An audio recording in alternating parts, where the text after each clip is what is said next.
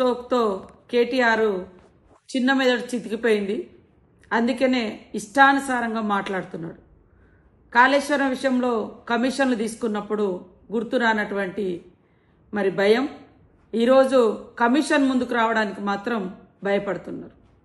దాన్ని కప్పిపుచ్చుకోవడం కోసం ఈరోజు పిచ్చి పిచ్చిగా కాంగ్రెస్ పార్టీ బాంబులు పెట్టిందని మాట్లాడుతున్నాడు. కాళేశ్వరానికి నువ్వు అధికారంలో ఉండి ఎందుకు నిరూపించలేకపోయినావో ఒక్కసారి కేటీఆర్ గారు ఆత్మ పరిశీలన చేసుకొని ఈ అబద్ధాల పునాదుల మీద వాస్తవాలను కప్పిపుచ్చే ప్రయత్నం చేస్తూ ఉన్నావు.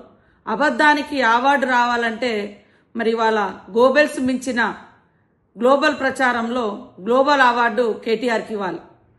ఈ దేశంలో ఈ ప్రపంచంలో ఇప్పటి వరకు అబద్ధాలకు ప్రతినిధి గోబెల్స్ ఉంటే దాన్ని మించిపోయినటువంటి అబద్ధాలనే పునాదిగా చేసుకొని గత కొంతకాలంగా కేవలం అబద్ధాల పునాదులతో ఆయన పార్టీని ఆయన వ్యవస్థను నడిపించుకుంటున్నాడు. అందుకనే గోబెల్స్ ప్రచారకర్తగా అవార్డు ఎవరికి రావాలంటే కేటీఆర్కు గ్లోబల్లోనే గోబెల్స్ ప్రచారానికి గ్లోబల్లోనే కేటీఆర్కు మరి అవార్డు ఇస్తే చక్కగా బెస్ట్ అవార్డు గ్లోబల్లో వస్తుందని నేను అనుకుంటా ఉన్నా, నేను భావిస్తా ఉన్నా.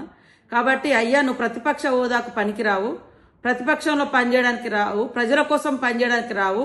కానీ అవాస్తవాలను అద్భుతంగా తీర్చిదిద్ది గోబెల్స్ మించిన ప్రచారం చేయడంలో మరి అగ్రభాగాన ఉంటున్నందుకు నీకు గ్లోబల్ అవార్డు ఇస్తే బాగుంటుంది అని నేను నిజంగా ప్రపంచానికి తెలియజేస్తా ఉన్నా. ఇట్లాంటి వ్యక్తులకు ఇది రావాలని. ఈడీ గురించి ఒకటి అంటాడు, కాళేశ్వరం గురించి ఒకటి అంటాడు. మరి అలా చెల్లె సిస్టర్ స్ట్రోక్ తోటి నువ్వు బాధపడుతున్నావు, మానసికంగా చాలా ఇబ్బంది పడుతున్నావు. ఇవాళ పాపం కవిత అన్నది మా నాయన దేవుడు కానీ చుట్టూన దయ్యాలన్నారు. ఆ దయ్యం నువ్వేనైంది. ఆ దయ్యంలో ఎన్ని అవతారాలు ఉంటాయో ఏమో అర్థం కాదు. దయ్యం అంటే రకరకాలుగా వేషాలు ఇస్తుంది. మన సంగతి మనం చూసుకోండి. ఫస్ట్ మన ముఖం ప్రజలకు చూపించే ముఖమేనా మనది? ఎలక్షన్ నిలబడు, ఓడిపోవడు, గెలుచుడు ఒకటి. ఓకే, ఒకడు గెలుచుడు, ఒకడు ఓడిపోతాడు. అసలు నిలబడే ముఖమే లేదు నీకు. మీ అయ్యనేమో ఫామ్ హౌస్లో వండుకొని ప్రజలు బర్బాద్ కావాలి, ఇంకా బర్బాద్ కావాలి, మొత్తం అడుక్కునే స్థితికి పోవాలి, అప్పుడు నేను బయటకు వస్తా. ఈయన ప్రతిపక్ష నేతనా? ఇవాళ ఏదో పెట్టిండి, ఇలా బీజేపీ ఎంపీ అంట ఇదిలో ఉన్నాడని.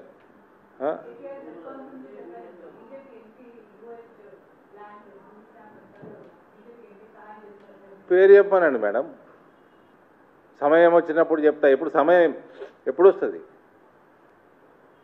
రాత్రి 2 గంటలకు వస్తుందా? హెవీ మెటల్ మ్యూజిక్ వినేటప్పుడు వస్తుందా? ఎప్పుడు వస్తుంది సమయం? చెప్పవే. మీ అయ్య కూడా అట్లే అంటుండే, నేను బేటా పెడతా, సమయం వచ్చినప్పుడు చెప్తా.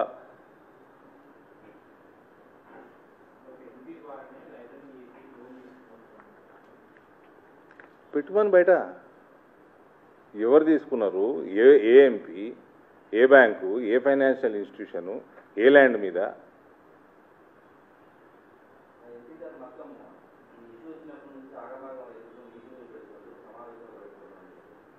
ఎవరు ఆ ఎంపీ? ఎవరు? పేరు చెప్పవా?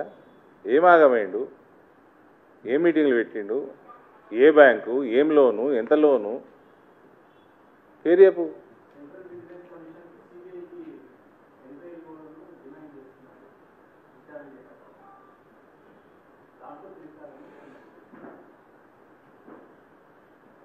సిబిఐ వాళ్ళు తెలుసా?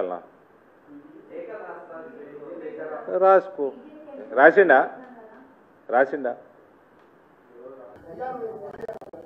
బ్రదర్, మీకు ఒక మాట, ఇంత ఇంపార్టెంట్ ఇష్యూ చెప్తే నువ్వు దేవుడు దయ్యం అనబడుతుంది. ఇప్పుడు ప్రస్తుతం మాకు తెలంగాణకు పట్టిన దయ్యం మాత్రం రేవంత్ రెడ్డి. ఆ రేవంత్ రెడ్డి అనే దయ్యాన్ని ఎట్లా వదిలించాలా అనేది మా తాపత్రయం. ఇంకేమన్నా తొందరపడ అంత యాంగ్జైటీ ఎందుకు, అంత టెన్షన్ ఎందుకు, అంత హడావుడు ఎందుకు? నేను చెప్పేది ఏమంటే, తెలంగాణకు పట్టిన శని కాంగ్రెస్, తెలంగాణకు పట్టిన దయ్యం రేవంత్ రెడ్డి. ఇప్పుడు ఆ దయ్యాన్ని, శనిని ఎట్లా వదిలించాలనేది మా టార్గెట్. ఇక మీరు చెప్పే టెన్షన్ ఎందుకే అంతగానో మాట్లాడి రాదు, ఎందుకు అంత ఎగబడుతున్నావు? నేను అనేది ఏమంటే, మీరు ఒకటి గుర్తుపెట్టుకోండి, లోక్సభ ఎన్నికలకు ముందు మేము పార్లమెంటు నియోజకవర్గాల వారీగా సమావేశాలు పెట్టాం, సమీక్షా సమావేశం. ఇక్కడ అసెంబ్లీలో ఓడిపోయాము, ఎట్లా ముందుకు పోవాలని చెప్పి దాదాపు 17 రోజుల పాటు మీరందరూ చూశారు. ఇక్కడే వేల మంది కార్యకర్తలతో కూర్చొని దాదాపు 7, 8, 9, 10 గంటలు వారితో చర్చించాం. ఆ ప్రాసెస్లో చాలామంది డైరెక్ట్గా మైక్లో మాట్లాడిన వాళ్ళు ఉన్నారు, కొంతమంది చిట్టీల మీద రాసిచ్చిన వాళ్ళు ఉన్నారు, కొంతమంది కేసీఆర్ గారికి ఉత్తరం అందించండి అని చెప్పి ఉత్తరాలు ఇచ్చిన వాళ్ళు ఉన్నారు. కాబట్టి మా పార్టీలో we encourage open culture, democracy కాబట్టి, డెమోక్రాటిక్ పార్టీ కాబట్టి, ప్రజాస్వామిక స్ఫూర్తి ఉన్న పార్టీ కాబట్టి మా పార్టీ అధ్యక్షుల వారికి ఎవరైనా సూచనలు చేయాలనుకుంటే ఉత్తరాలు రాయొచ్చు. అదేదో చాలా గొప్ప విషయం అన్నట్టు మీరందరూ అంత బాధపడిపోవాల్సిన అవసరం ఏం లేదు. నేను అనేది ఏమంటే మా పార్టీలో డెమోక్రసీ ఉంది కాబట్టి మా పార్టీ అధ్యక్షుల వారికి, మా పార్టీ నాయకులు ఎవరైనా సరే అప్పుడప్పుడు సూచనలు సలహాల రూపంలో లిఖితపూర్వకంగా ఇవ్వచ్చు, ఓరల్గా ఇవ్వచ్చు, రకరకాలుగా ఇవ్వచ్చు.